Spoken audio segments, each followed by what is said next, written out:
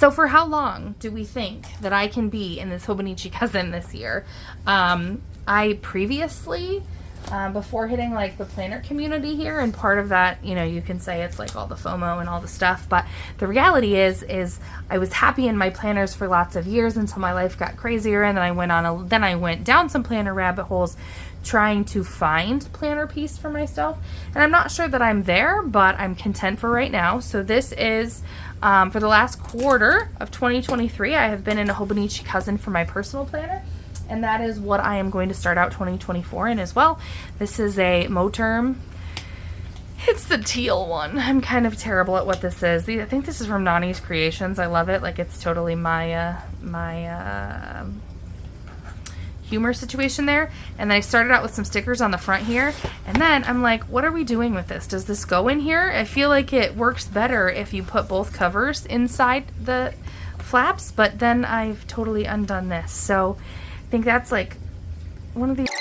And then this is a sticker my cousin made for her daughter, selling for to cover her type 1 diabetes, like the fun pods and stuff that she gets. And then this is from Make Her Do Her Mama. I got 99 problems, but a pen ain't one. And then here's some, this was just at the podcast festival I was at in October. These are two of my favorite podcasts, and they have stickers, and this was a sticker that they had at that festival, but it just says, be kind to someone today, the world needs it. It's not specifically related to whatever. And then these, ooh, it was like, I forget, some sarcasm stickers. I've got some of our family pictures. It's from Jude and Designs, my custom name. And then I also don't remember where I got these covers for the yearly pages at a glance. I'm going to track our farm stuff, like days when we are planting, doing tillage, harvest, anhydrous, etc. And I put 2024s in there, so I had a reference from previous year to this year. And then I covered up 2026 with a family picture. So this I've gone back and forth about 487 times.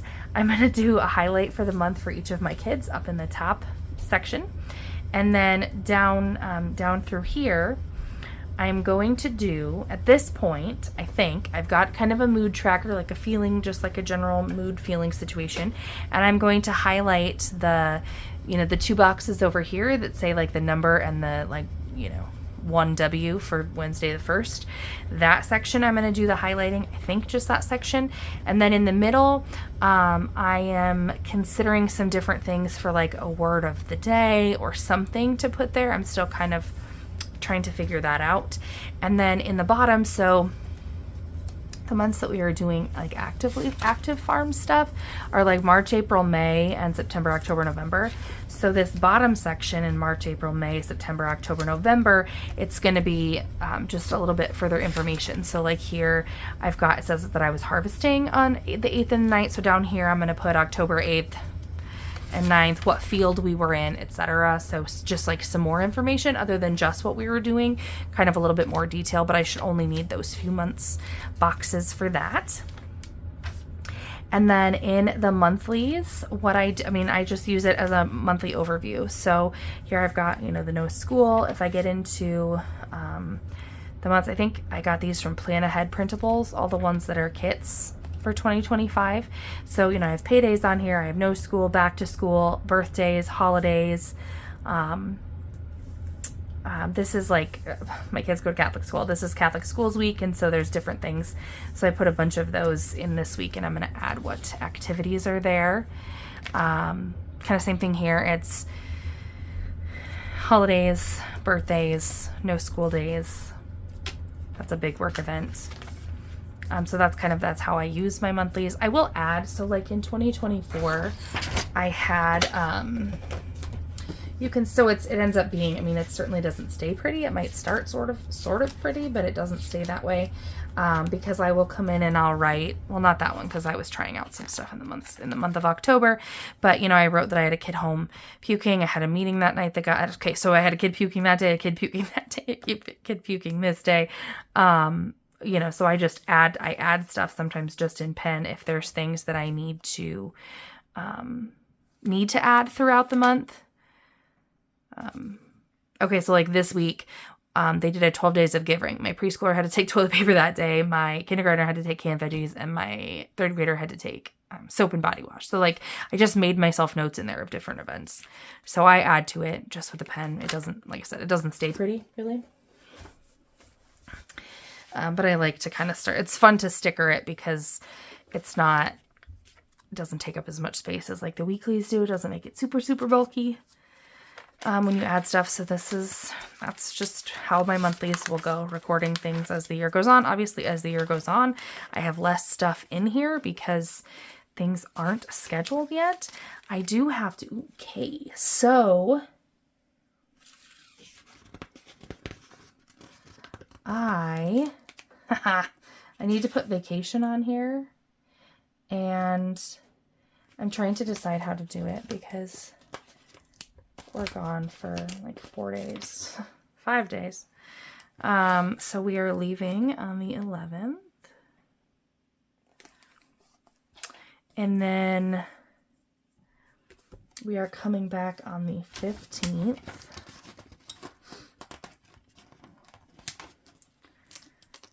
Which is certainly the longest we've ever been gone in our time of having kids. And I don't think we've gone for more than 2 overnights for a young farmers conference since having our third kid. Maybe even since having our second kid. I've struggled after my second kid with with anxiety, with a lot of separating from her. All right, so that is what my monthlies look like. I do want to put, see, this is what's going to happen. I'm going to see stuff, and then it's going to be like, oh, things to share. So, where did that other one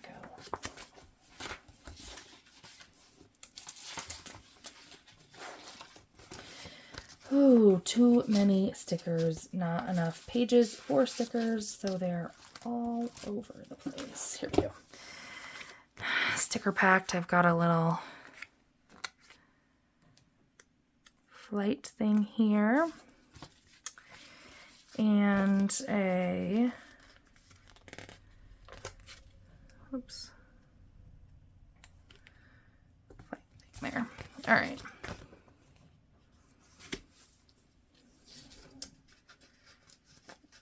Then I think, well, I could do this.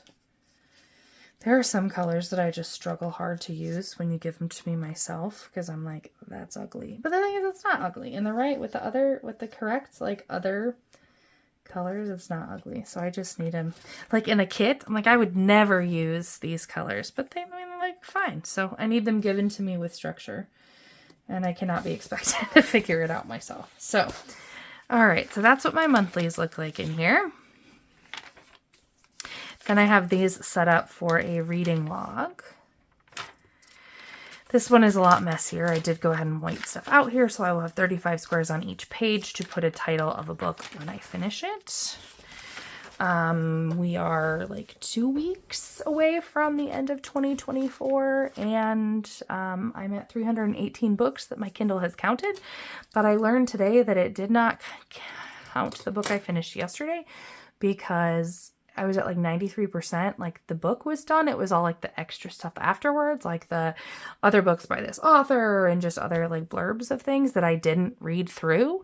And so it didn't count that book because I hadn't gone all the way through. So who knows how many books it didn't count there. Yeah, so I read a lot, and I'm actually working on reading less because reading that much is definitely taking away from other things I should be doing. This is how I use my weeklies. I do some stickering, as you can see. Not always, depends on the day of the week.